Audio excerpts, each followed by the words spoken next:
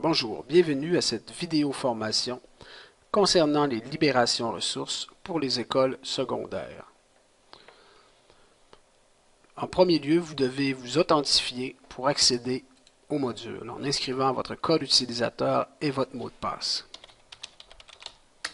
Après la connexion, vous devez choisir l'activité Libération ressources du menu Répertoire.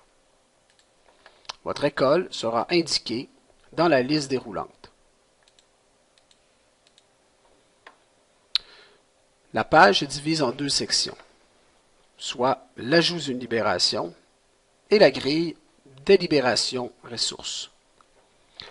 En haut à droite se trouve l'effectif alloué pour la libération ressources.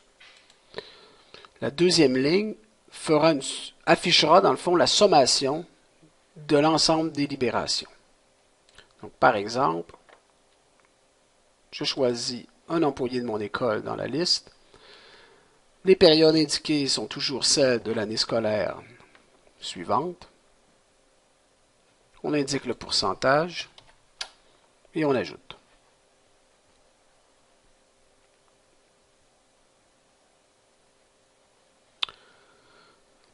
La grille indique les informations du poste et de la personne libérée.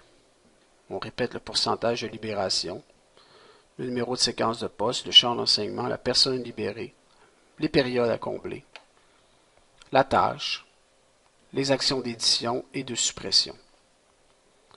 L'action à poser est d'éditer le cahier de tâches en utilisant le crayon noir. La définition de la tâche vous indiquera sur quel dossier vous travaillez, en haut. Numéro de séquence, le pourcentage, le champ et le titulaire. Le cahier de tâches sera indiqué au niveau des colonnes cours, avec les codes de cours, le nombre de groupes et le nombre de périodes. Les groupes utilisés vous indiquent ceux utilisés au niveau de la libération absence et de libération école.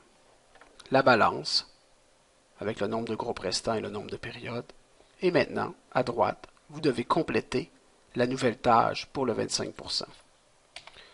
Donc, je vais donner à mon nouveau cahier de tâches, pour ma libération ressources, un groupe pour le cours de français, qui me donne 6 périodes. J'enregistre l'information.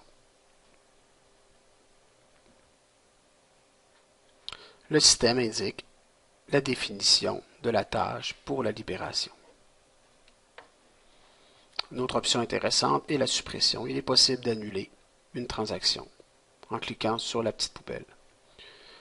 Il n'est pas possible de modifier le contenu. Vous devez supprimer et ensuite refaire l'ajout. Comme on peut voir, le pourcentage de libération est indiqué ici. On a fait une libération de 25% et on a une totale de 0,25.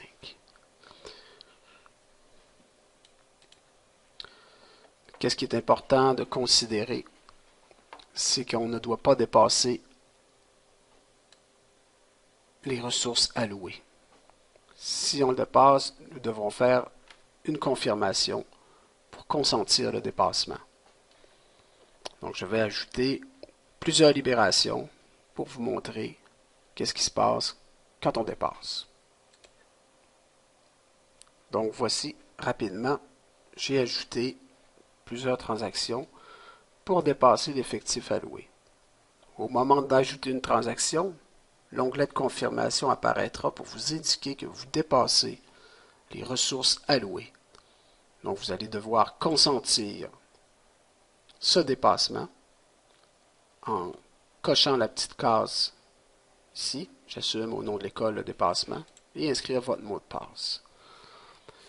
Donc, dans le fond, c'est la manière, informatiquement parlant, de confirmer votre dépassement au niveau des ressources allouées. C'est ainsi que se termine mon exemple. Merci beaucoup.